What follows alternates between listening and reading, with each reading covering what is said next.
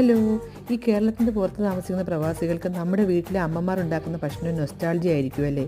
അതുകൊണ്ട് തന്നെ നമ്മൾ നാട്ടിൽ നിന്ന് പോരുമ്പോൾ ആ തനതായ രുചി വിഭവങ്ങൾ കൂടെ കൊണ്ടുപോരും. അങ്ങനെ ഞങ്ങൾക്ക് ഒഴിച്ചുകൂടാൻ പറ്റാത്തൊരു വിഭവമാണ് ഈ ബീഫ്. ഞങ്ങളിത് നല്ല ഉപ്പും മസാലകളും ഇഞ്ചി വെളുത്തുള്ളി തേങ്ങാക്കൊത്തൊക്കെ ഇട്ട് വേവിച്ച് കൊണ്ടുവരാനാണ് പതിവ്. കേടായി പോവാതിരിക്കാൻ ഉള്ളി ചേർക്കാറില്ല.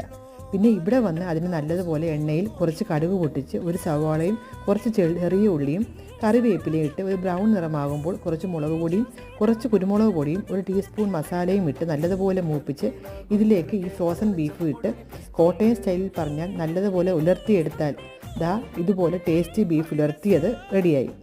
ഇത് ഇനിയിപ്പോൾ നല്ല സോഫ്റ്റ് ലെയർ പൊറോട്ടയുടെ കൂടെയോ നല്ല ചൂട് ചോറിൻ്റെ കൂടെയോ സൈഡ് ഡിഷായി കഴിക്കാം. ആഹാ, ഇങ്ങനെ ഉണ്ടാക്കുന്ന ബീഫിൻ്റെ ടേസ്റ്റ് ഒന്ന് വേറെ തന്നെയാണ് കേട്ടോ.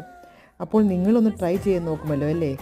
അപ്പോൾ അടുത്ത വീഡിയോ ആയിട്ട് കാണുന്നിടം വരെ എല്ലാവർക്കും ബൈ ബൈ.